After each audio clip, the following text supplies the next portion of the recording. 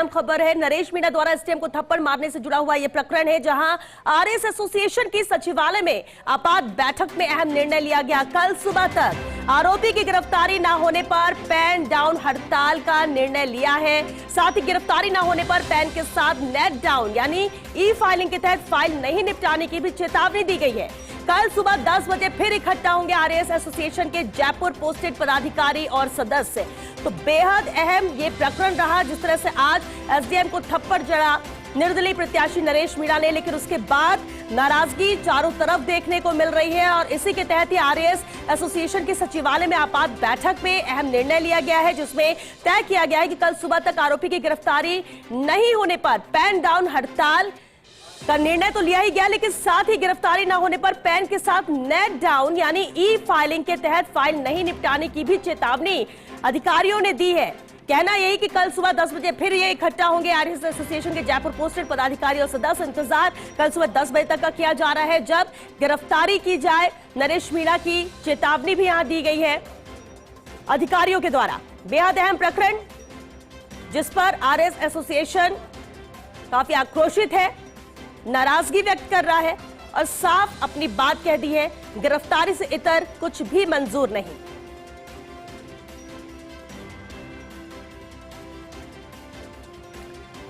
और चलिए associate editor doctor Rituraj Sharma हमारे साथ जुड़ चुके हैं। डॉक्टर ऋतुराज, इस पर अपडेट चाहेंगे क्योंकि नाराजगी व्यक्त कर रहा है लगातार आरएस एसोसिएशन।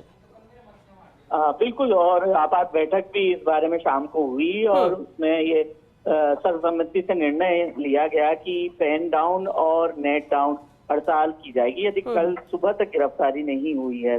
तो नेट डाउन हड़ताल का अर्थ यह है कि जो ई फाइलिंग सिस्टम से काम होता है सरकार में, तो सारे आरएस अधिकारी ई फाइलिंग सिस्टम से भी काम फाइल निपटारे का नहीं करेंगे, यह उन्होंने कहा। इसके साथ ही जो सचिवालय में इकट्ठा होंगे कल 10 बजे सुबह, जो भी जयपुर में जो आरएस एसोसिएशन के पदाधिकारी हैं, सदस्य हैं, वो इकट्ठा होकर इसको लेकर विरोध जताया जाएगा। साथ ही साथ जो कार्यालय हैं, जो कलेक्टर कार्यालय या अतिरिक्त संभागीय आयुक्त कार्यालय, यहाँ पर ज्ञापन भी दिया जाएगा और जिला स्तर पर और राज्य स्तर पर ज्ञापन देने का सिलसिला शुरू होगा। फिर 15 नवंबर को फिर एक बार बैठक बुलाई है और आगे की रणनीति तय की जाएगी कि यदि कार्रवाई नहीं हुई तो इसमें आगे की रणनीति भी तय की जाएगी। लेकिन जैसा एक बात देखने योग्य यह भी है कि जो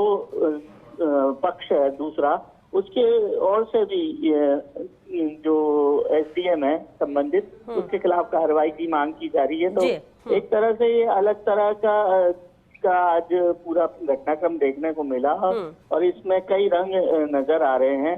और दूसरी तरफ अभी तक जहाँ तक संभव है कि कार्रवाई की कहीं तस्वीर सामने नहीं आ रही, क्योंकि इसमें चूंकि इम्प्लीकेशन काफी हैं और इसी वजह से क्योंकि यदि कुछ अप्रिय घटना और भी सामने आती है तो उसको भी रोकने की दृष्टि से, क्योंकि कानून व्यवस्था के लिहाज से बिल्कुल। और इसलिए देखना होगा कल सुबह 10 बजे एक बार फिर से एकत्रित होंगे सभी अधिकारी। तो अब आगे क्या रणनीति बनती है, ये भी बेहद अहम हो जाता है। बहुत शुक्रिया ऋतुराज जी आपका इस पूरी बातचीत के लिए।